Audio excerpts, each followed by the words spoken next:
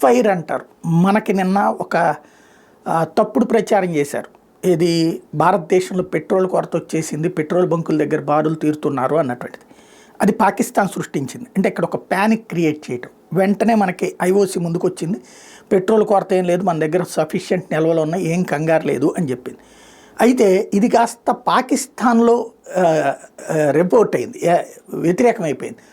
పాకిస్తాన్లో పెద్ద ఎత్తున ప్యానిక్ అయిపోయి పెట్రోల్ బంకుల దగ్గరికి వెళ్ళి జనం బారులు తీరి పెట్రోల్ కొనుక్కోవడం బిగించేసి, దాంతో పెట్రోల్ బంకులు ఖాళీ అయినాయి.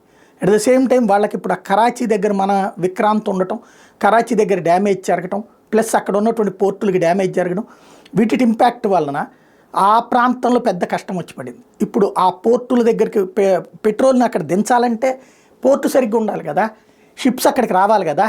దాంతో ఉన్నటువంటి పెట్రోల్ వారం రోజులకి సరిపడా అన్నది ఇంతకుముందే మనం మాట్లాడుకున్నాం. ఇప్పుడు పెట్రోల్ కొరత ఏర్పడింది, దాంతో రేషన్ బిగిన్ చేశారు.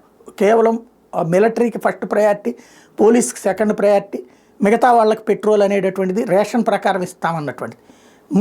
కొన్ని ప్రాంతాలు 3 రోజుల పాటు పెట్రోల్ బంకులు బంద్ను కూడా ప్రకటించారు. ఇది పాకిస్తాన్ తాజా పరిస్థితి.